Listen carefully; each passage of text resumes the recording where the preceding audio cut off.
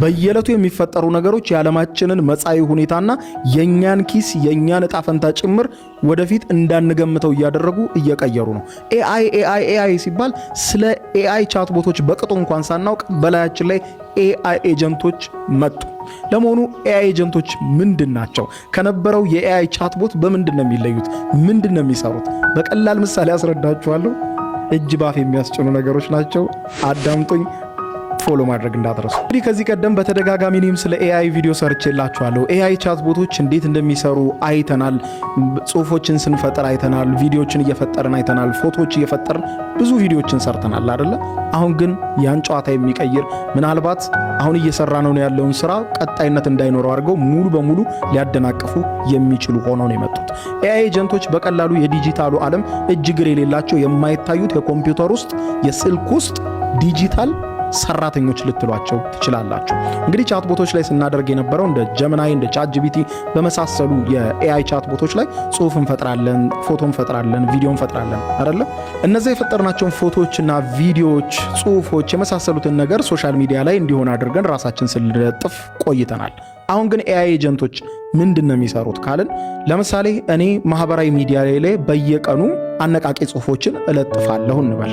አሁን እኔ ራሴ አላስፈልግም። ኤአይ ኤጀንቱን ራሱ አመጣውና ቱሎቼን እሰጠዋለሁ። ለምሳሌ የቻትጂፒቲ አካውንቴን እሰጠዋለሁ፣ የጀሚናይ አካውንቴን እሰጠዋለሁ፣ እንዲሁም የፌስቡክ አካውንቴን ፓስወርድ እሰጠዋለሁ። ከዛ በኋላ ይሄ ምንድን ነው የሚያደርገው ስትሉ ልክ ጠዋት 2 ሰዓት ላይ የተነሳ አነቃቂ ጽሁፍ ከኔ ፎቶዎች ጋር እያቀናበርክ ፖስት አድርግ ብዬ አዘዋለሁ ኤአይ ኤጀንቴን። ከዛ በኋላ ይሄ ኤአይ ኤጀንት ምንድን ነው የሚያደርገው? ጠዋት 2 ሰዓት ሲል ያዘዝኩትን መተግበር ይጀምራል።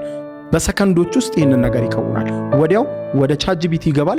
ቻትጂፒቲ ላይ ገብቶ ጽሁፎችን ጀነሬት ያደርጋል፣ ወይም ጀሚናይ ላይ ገብቶ ጽሁፎችን ጀነሬት ያደርጋል። አነቃቂ ጽሁፎች ማለት ነው። እኔ በነገርኩት መሰረት እነዛን ጽሁፎች ይወስድና ደግሞ እንደ ሚድጆርኒ ወይም ደግሞ ናኖ ባናና በመሳሰሉት ላይ ደግሞ አነቃቂ ፎቶ ከኔ ፎቶዎች ጋር እያቀናበረ ይፈጥራል።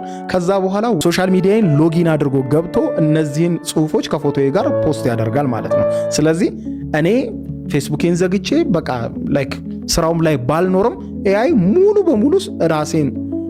በሙሉ እኔንም ጭምር ተክቶ ሊሰራ ይችላል ማለት ነው። እና አሁን ደግሞ ራስን ክሎን ማድረግ ተችሏል። ራስን ክሎን ማድረግ ማለት ይሄን ቪዲዮ እኔ ሳልኖር መስራት ይቻላል። ምክንያቱም ምስሌን እንዲለምደው በማድረግ ራሴ ቪዲዮ ሳልቀመጥ እዚህ ጋር ሳልኖር እኔ ሳልኖር ቪዲዮ ሰርቼ ራሴ በየደቂቃው የምፖስተው አይነት ቪዲዮ በየቀኑ እየተነሳ ቲክቶክ ላይ ፖስት አድርግልኝ፣ በየቀኑ እየተነሳ ፌስቡክ ላይ ፖስት አድርግልኝ ብለው በየቀኑ ባልኩት ሰዓት ላይ ቪዲዮዎች በኔ ምስል እየሰራ ፖስት ሊያደርግ ይችላል ማለት ነው።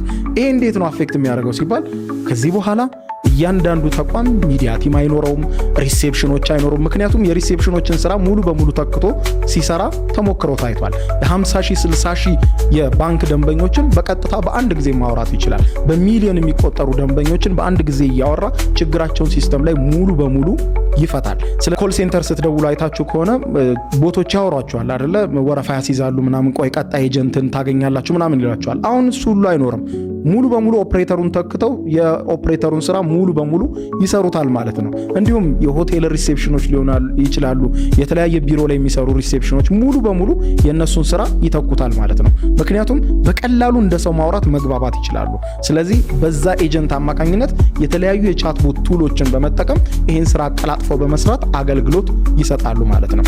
ይሄ ደግሞ በመላው ዓለም ላይ የሚገኙ በሚሊዮን የሚቆጠሩ የሥራ ዕድሎችን ሙሉ በሙሉ ከማጥፋት ጀምሮ እስከ ዝቅተኛ ደረጃ እስከ መቀነስ ይደርሳሉ ማለት ነው። እንግዲህ ይሄ ያስደነግጣሉ ስትሉ በረከትም ነው ያስደነግጣልም። ዘመንን መዋጀት ለማይችል ሰው ስራዬን ላጣ ነው እያለ በጣም ያስደነግጣል። ዘመንን መዋጀት ለሚችል ሰው ግን ካሁኑ ምን መማር፣ ምን ማየት፣ ምን ማሰብ እንዳለበት ቆም ብሎ እንዲያስብ ያደርገዋል። ኤአይዎችን ካሁኑ ፍሬንድ እያደረግን ካልሄድን አስቡት። ሶሻል ሚዲያ ቲም አንድ ድርጅት አላለን እዚህ ጋር።